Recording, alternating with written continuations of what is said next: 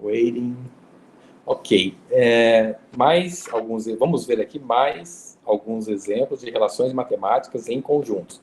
Note que eu não estou falando muito essa palavra, relações em conjuntos, mas está implícita. As relações são relações em conjunto, entre conjuntos. Aqui fala em, né? A gente usa mais o entre. Então, considere esse exemplo aqui. Olha, você pega o A, conjunto A, dado por dois elementos, né? Contém dois elementos. 1 e 2, número 1 e número 2. Seja B o power set de A. Então, podia ter parado aqui, né? E aí você consegue construir o power set de A como? Ó, eu gosto dessa regrinha. Você coloca o vazio e coloca o conjunto inteiro. Né? Se você quiser. Porque tanto faz a ordem que você colocar aqui. Você pode colocar o vazio, o conjunto inteiro, e depois você faz os subconjuntos dele. Aqui, como só tem dois elementos, o subconjunto vai ser um subconjunto vai ser contendo só um e outro contendo só dois. Porque você já pôs com todo mundo e sem ninguém.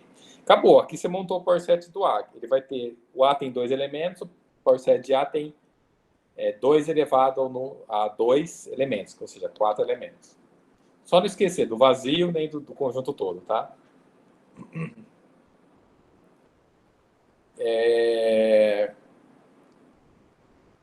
Isso, pronto. Agora você tem esse conjunto dado A, você tem esse conjunto B. Agora você quer montar, a gente vai usar o A ainda, aqui a gente vai usar só o B. Monte a relação entre B e B, a relação em B, né? Se eu falar assim, a partir do 1, monte a relação S em B, pronto, você já sabe fazer tudo isso aqui, ó, tá? Que seria, você falar, uma relação em B, então eu sei que é de B para B. Se é de B para B, e eu sei que é binária, porque o contexto está dizendo que é binário. Né? O contexto a gente está trabalhando com relação binária. Se não falar nada, é binário. Se não for binário, vai falar. Então você vai falar, bom, pega qualquer coisa. Podia ser B1, B2, pegou aqui x e y pertencente a BB. Tal que x está contido em B.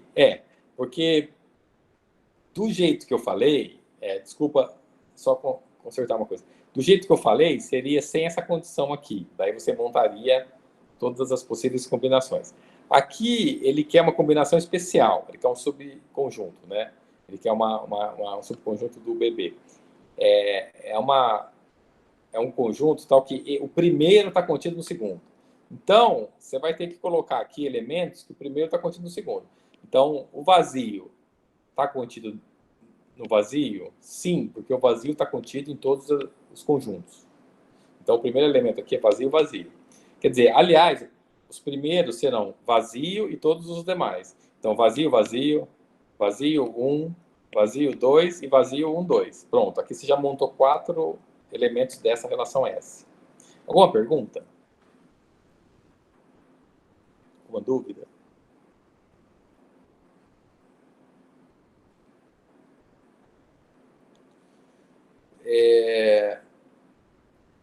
Aí depois, foi até aqui, né?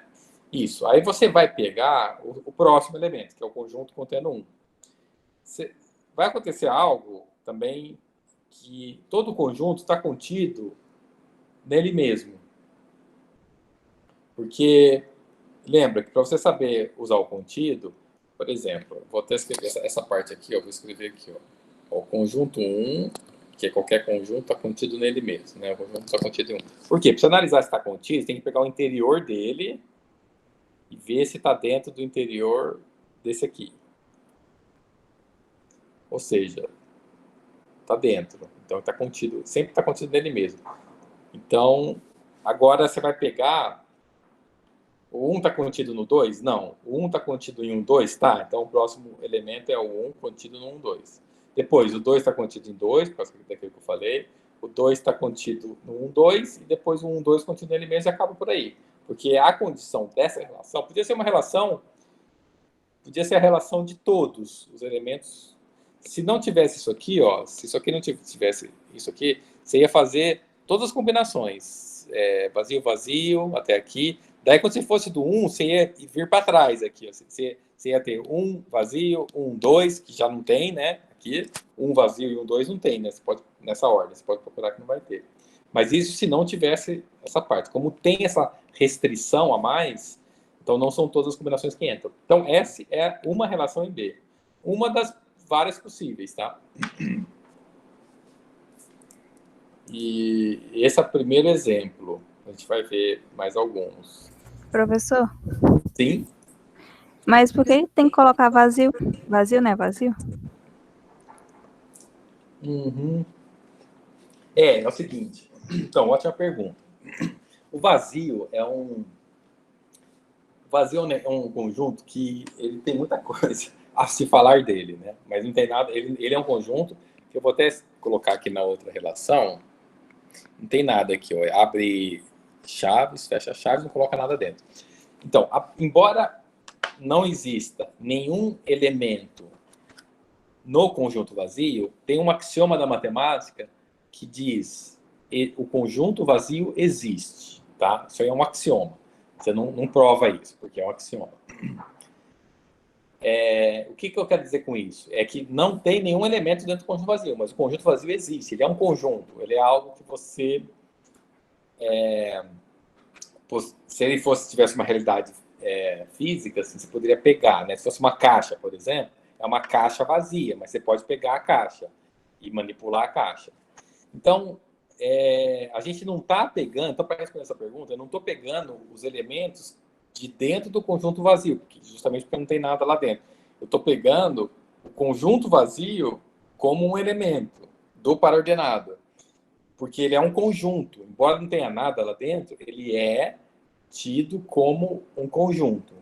Por isso que a gente tem que usar, e o vazio tem como demonstrar que o vazio está contido em todos os conjuntos. E por ele ser um conjunto, e como a condição é conjunto X dentro do conjunto Y, e o conjunto vazio está dentro do espaço amostral, que é o B, né? Do universo, digamos assim. Então tem que considerar ele. Não sei se ficou mais claro com essa Professor, explicação. Ficou, professor, ficou mais claro agora. Ah, tá, eu legal. acho que fica bem explícito para a gente poder ver quando faz via tabela. Pela definição tem de pertencimento, se o A está contido em B, se para todos os elementos de A ele pertence a B. Aí como o vazio não tem elemento nenhum, é falso que o elemento dele pertence a outra coisa. Só que F implicando em alguma coisa sempre é verdade. Aí explica todo o porquê da verdade por vacuidade do conjunto vazio. Isso, perfeito. Então, isso que o Marcos falou, eu vou só refalar aqui, acho que nem existe essa palavra, mas estou inventando. O que o Marcos falou, fica como tarefa quem quiser enxergar isso. Isso que ele falou é para você demonstrar que o vazio está contido em todos os conjuntos, inclusive nele mesmo. Então, assim, aí é uma coisa à parte que você pode fazer. É legal você ver a demonstração dele, provar e entender. Aí fica mais claro, né? Porque depois que você vê a demonstração. E aí você também entra num conceito que é chamado verdade por vacuidade. E aí você consegue, a partir disso, já elaborar esses 4 primeiros elementos, pares ordenados aqui.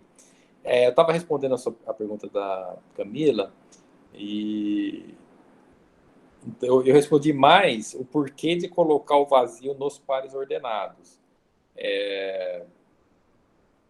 Mas eu não cheguei a responder do porquê que ele está contido em todos, que aí é mais essa coisa que o Marcos falou, que eu estou complementando, tá?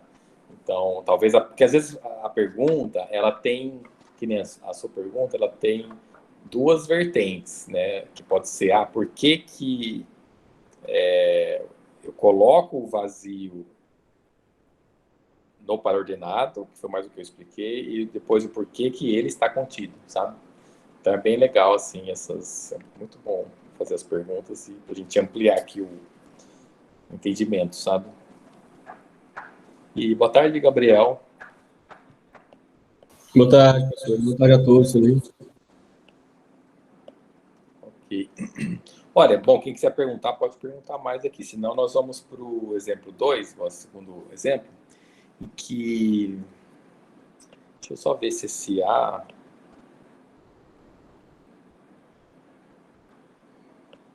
Não sei se esse A... Tá, não, esse A não tem a ver com o A anterior, mas tudo bem. Enfim, não importa. O A é qualquer A, tá? Pode ser o A do exemplo anterior, pode ser até um outro A aqui que eu estou criando. Olha, essa relação ela é muito importante, ela entra teoria de grupos avançado, uma disciplina de doutorado que eu fiz recentemente, no ano passado, a disciplina mais difícil que eu já fiz na minha vida inteira como estudante. Eu já fiz doutorado em física teórica, fiz teoria quântica de campos, que é dificílima, fiz vários cursos de mecânica quântica, desde a graduação, mestrado, doutorado. Essa disciplina que eu fiz de teoria de grupos foi a mais difícil que eu já fiz na minha vida. Nossa, eu rachei de estudar. Graças a Deus passei na disciplina. E lá usa-se muito quer dizer, desculpa, não é que se usa muito, aparece lá, tá? O que eu estou querendo dizer assim, essa relação, chamada relação identidade, é muito importante. O que ela é? Para vocês verem assim, aparece em contextos muito rebuscados, tá? Como a teoria de grupos. Seja um conjunto qualquer, e chame IA, tá? Para ficar bem intuitivo, I de identidade, identidade que vai ser uma relação binária, mas em A. Pronto, ficou super intuitivo. I de identidade, e aí você lembra que é uma relação em A. Aí, o que ela é? Ela é o conjunto de todos os pares ordenados, pertencente a A2, tal que x é igual a y. Tá? Relação identidade, você vai pegar todos os pares que eles são iguais. Exemplo, se o A é 1, 2, 3, quem que é o IA? 1, 1, 2, 2, 3, 3. Acabou, só isso. Você poderia escrever o IA também de uma forma bem bonita, né, na minha opinião. Porque você aqui escreveu, diferenciou x do y, colocou que ele pertence ao par ordenado, ao produto cartesiano, e colocou o tal que, né, a condição. Aqui você põe xx, tal que x pertence a... Olha, é a mesma coisa. O 5 e o 8 é exatamente a mesma coisa. Só que uma notação muito abreviada, né? A outra nem tanto. Mas é a mesma coisa. Alguma pergunta? Essa relação é reflexiva e transitiva. Ok, a gente vai ver isso aí também.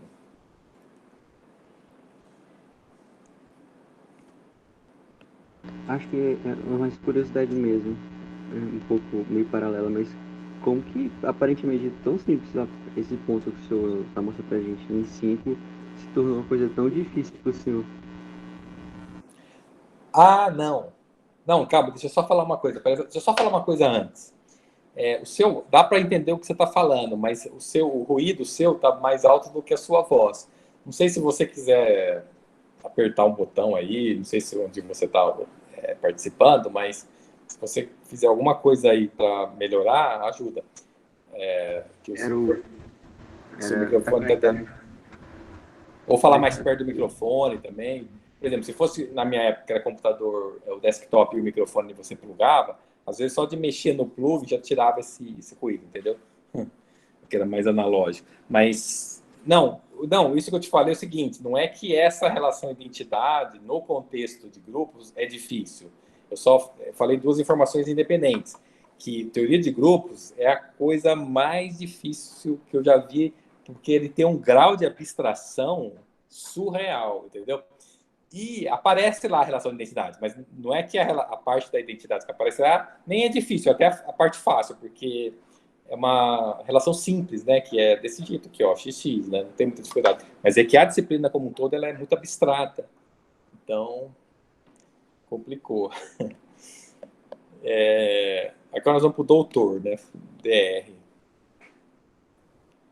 Aqui, esse DR é uma relação em R. Já sabendo que é uma relação binária em R2, tá? O Rzinho pertence a R, só que esse R é o conjunto dos reais. Esse R, né? Porque ele está duplo aqui, ó. E o Rzinho, sei lá, é maior que zero. De forma que o DR vai ser o conjunto de todos os pares ordenados pertencentes ao R2, né? Ou seja, X e pertence a R, pertence a R. Tal que o módulo de X menos Y é menor que o Rzinho.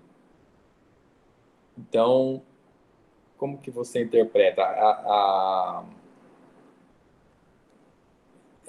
Como é que você interpreta? Vê se você saberia interpretar, vocês saberiam interpretar o 9 geometricamente? E por que chama D de dado, né? Por exemplo, enquanto vocês vão pensando, se eu fizer um... Opa, peraí. Eu já estou dando a resposta aqui. Quase que eu já dei a resposta. Se tiver o plano cartesiano aqui... eu vou supor aqui, tá? Fazer R igual a 1, só para a gente... deixa eu ver se dá para...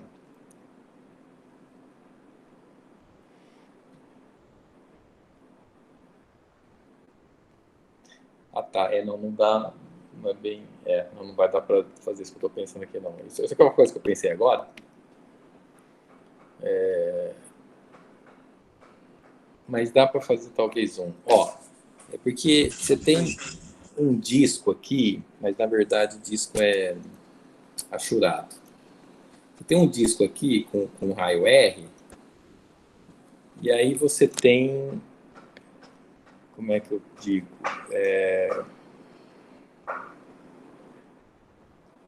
Daí você tem os pontos. Eu estou tentando desenhar geometricamente o que está acontecendo aqui, né? A distância entre esses dois pontos é menor que um raio.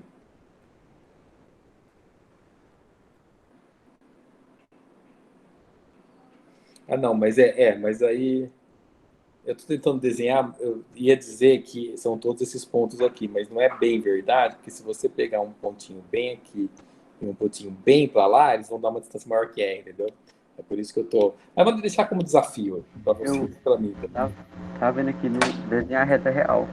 E o R ele estando no sentido positivo e colocando o x e y dentro desse intervalo aberto de 0 e aberto em R. Exato, exato, legal também. Dá para fazer. Porque primeiro eu pensei bidimensional, mas sendo no plano, mas se você pensar só na reta real, né? Porque o x e y pertence a R, você vai ter, digamos aqui, vamos pegar esse intervalo aberto aqui, ó.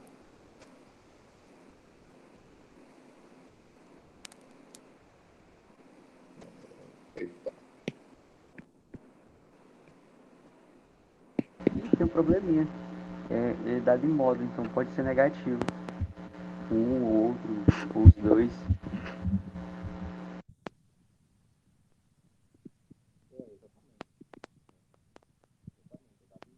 Pode ser legal.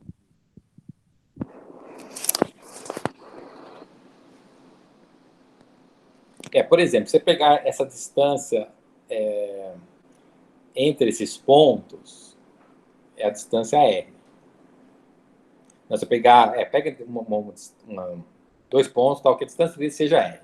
Daí você quer o conjunto de pontos em que a distância desses dois pontos seja menor que R. Então você vai ficar pegando sempre dois pontos, você vai ficar pegando pares ordenados que estão dentro desse intervalo. Só que esse é um dos intervalos. Você pode dar como é que fala? Pegar uma linha, fazer um shift, né? Trasladar esse sistema para a reta real inteira, e aí você vai ter infinitos pares ordenados que isso acontece, tá? Assim, você vê, não é tão fácil assim de enxergar, tanto que demorou um tempo aqui para a gente fazer isso. Mas é interessante também de observar. Porque eu poderia só parar aqui e falar, ó, isso aqui é. Mas ele tem esse letra D de dado porque está um pouco associado com o disco, sabe?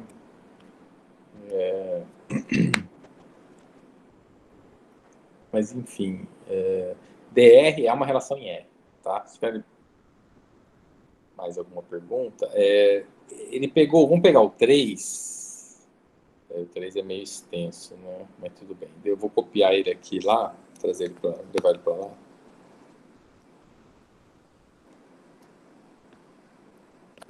Ó, esse aqui, agora ele está chamando de...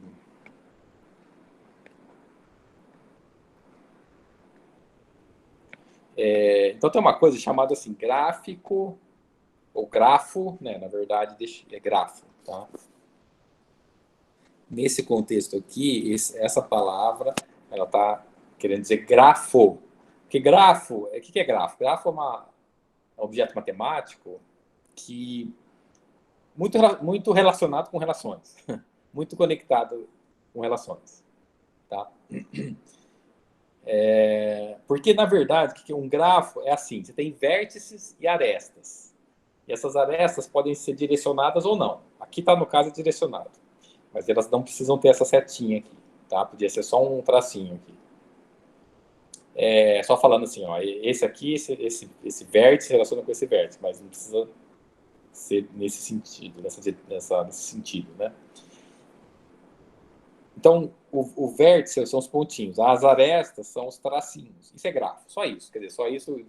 Tem livros inteiros só sobre grafo e tem um universo só sobre grafo. Você pode fazer um doutorado só em grafos e continuar sua vida inteira só fazendo pesquisa em grafos, tá? É uma área riquíssima por si só. Aqui é um grafo direcionado de 3, dessa relação. Então, olha só que legal.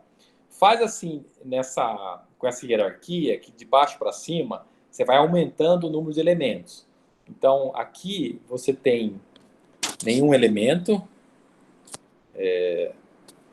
nessa linha, nessa horizontal, nenhum elemento. Nessa horizontal, você tem um elemento. E nessa horizontal, você tem 2 elementos. Faz essa hierarquia, né? Porque é por questão de organização, né? de padronização.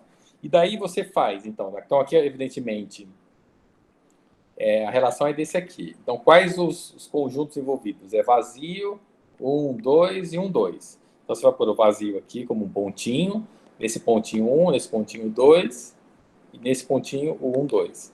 E daí você vai ler, ó, essa parte que a gente está lendo aqui, ó, vazio, vazio, é a parte que vai gerar essa seta aqui. Essa parte 0, vazio 1, é a parte que vai gerar... Pode ser que atrapalhe se eu ficar fazendo muito risco, mas ó, esse vazio 1 é essa... Assim, fala para mim. Fala você qual que é. O vazio é o próximo, que é o vazio... Talvez Vou fazer um código de cores aqui. Por exemplo, ó, esse aqui, ó, vazio 1. E aí eu pinto da mesma cor lá. Qual setinha é esse vazio 1? Ele pertence a 1, né, não, professor? Como que você falou? A 1?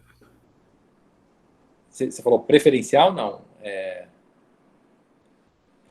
que eu só não entendi a palavra que você falou. Ele vai estar ligado ali no 1. Puxando as Certo. setinhas. É essa aqui? Ou essa aqui? Essa daí. Essa daí. Segunda? Né, eu perguntei, mas às vezes vai ser difícil para vocês falarem, né? Porque eu tô só verbal, às vezes é difícil de localizar a seta. Mas é essa aqui mesmo, ó, isso que está indo do 0 para o 1. Então, por exemplo, agora 0, 2, laranja, é essa da direita aqui, ó, 0, 2.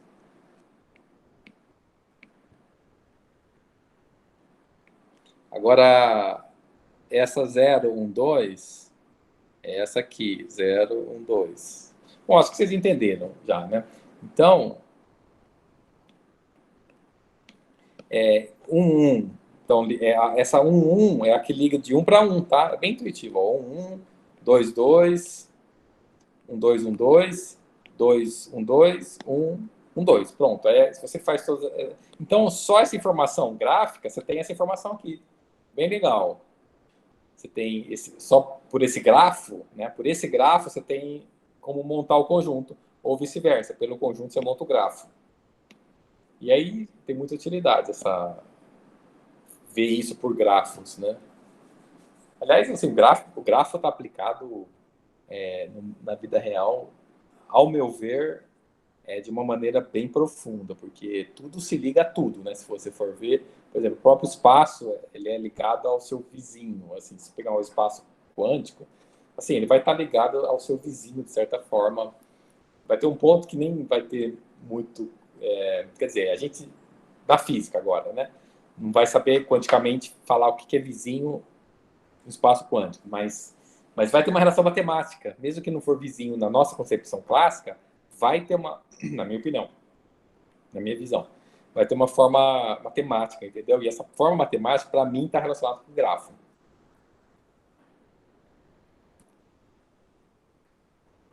Ah, sim, o Marcos está dizendo, né? É bom ver o gráfico que você pode ver algumas propriedades, exatamente. Ó, aqui está assim, loops, né? Loop são arestas, ó, para quem não sabe, não lembra, edge é aresta. Aqui no plural, arestas, que vão de um vértice para ele mesmo. São loops, tá? Esses loops aqui. O S, a relação S, tem a propriedade de que para todos os x pertencentes a B, que só lembrando,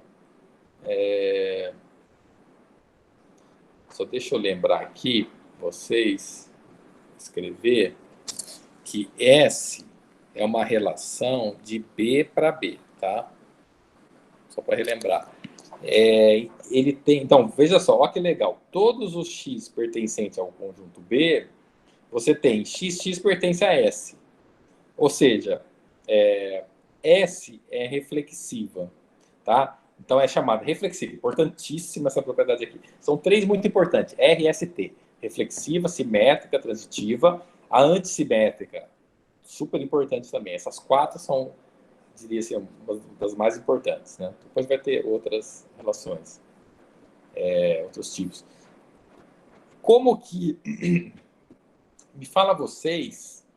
Como é que olhando para o... Como é que vocês concluem? Que informação que vocês, vendo o grafo, vocês já conseguiriam concluir que ela é reflexiva?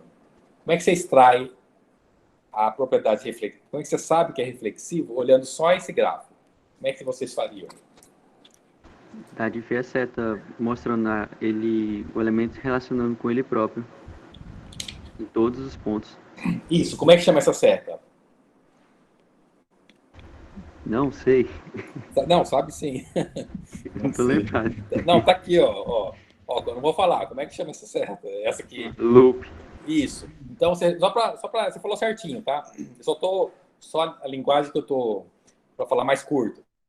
É só você falar assim, se cada vértice tem um loop.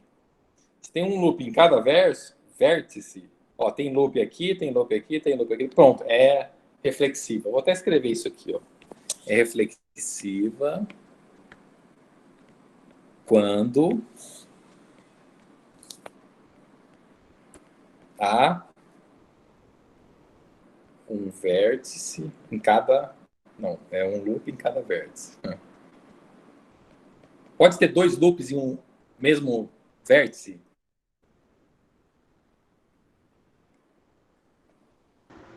Não. Por quê? Não faz sentido. Ele de fato, ele relacionou com ele mesmo e ia relacionar com ele mesmo novamente. A não ser que seja uma transformação em um par de pares ordenados.